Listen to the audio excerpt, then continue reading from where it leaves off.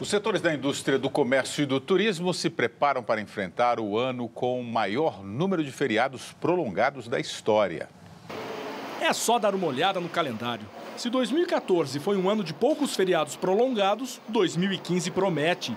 Ao todo serão 11, às segundas, terças, quintas e sextas-feiras. Vou passear bastante, aproveitar. São mais de 10? A gente vai ter que emendar bastante, né? Para trabalhar menos, né? No total serão 14 dias de folga. Apenas uma data comemorativa cai no fim de semana, o dia da proclamação da República, em 15 de novembro. Um setor que costuma faturar com os feriados é o de serviços, que inclui o ramo de alimentação. Mas para o comércio, os gastos com lazer significam concorrência. Se você gastar mais em turismo, você vai gastar menos em consumo. Embora o turismo estimule algum tipo de consumo, mas também a renda é uma só e você tem que dividir essa renda. O setor do turismo, que responde por 9,2% do PIB e movimentou 225 bilhões de reais em 2014, espera um aumento de quase 6% em 2015.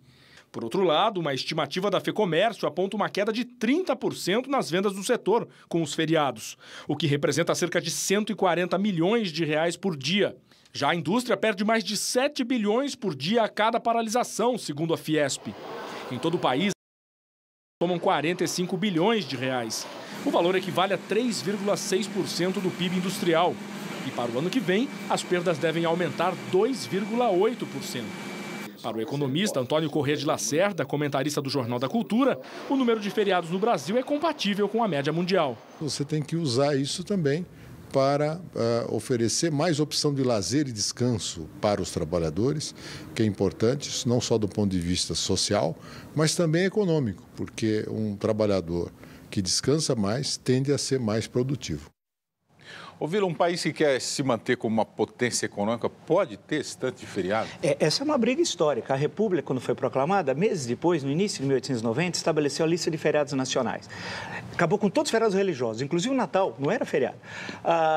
E instituiu só um calendário cívico, que ninguém sabia qual era. 21 de abril, ninguém sabia quem era Tiradentes, no início da República tal. Fizeram até um livrinho, Rodrigo Otávio, com prefácio ao Rei Pompeia, incendiário, por sinal, explicando os novos feriados nacionais. O 14 de julho era feriado em 2 países, William.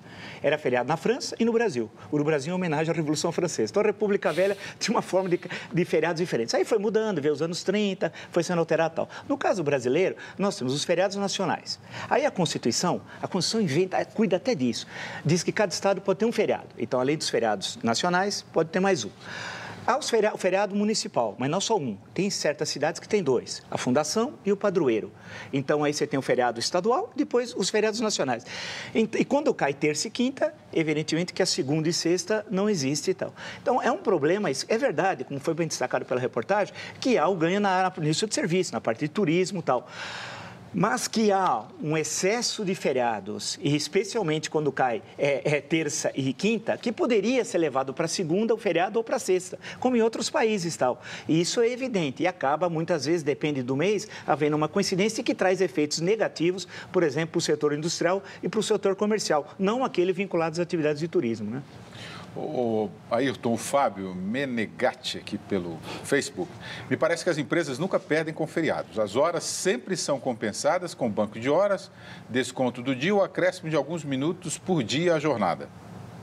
Na verdade, perde, né? Uma reportagem mostrou que perde muito, né?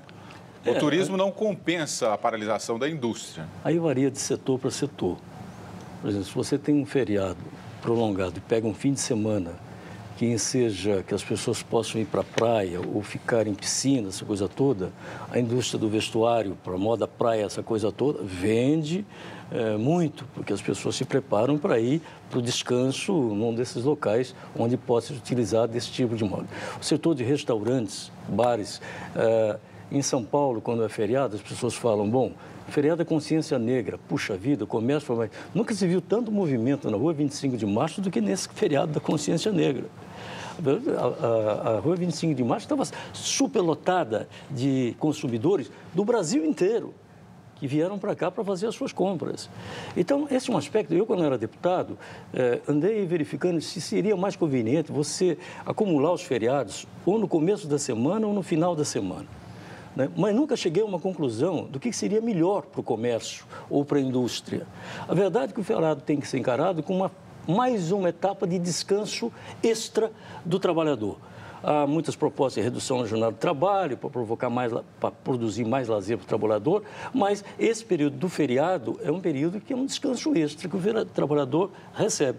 Ele passa a gozar disso. Então, tem seus benefícios. Eu não tenho posição firmada sobre se deve ou não suprimir determinados feriados. Os feriados têm origens, até, por exemplo, é dia de Nossa Senhora Aparecida, então, Aparecida do Norte é feriado. Enfim, varia de estado para estado, de cidade para cidade. O dia da cidade, o dia da minha cidade é um baita de um feriado. Enfim, essas coisas são muito complicadas para definir o que é melhor e o que é pior.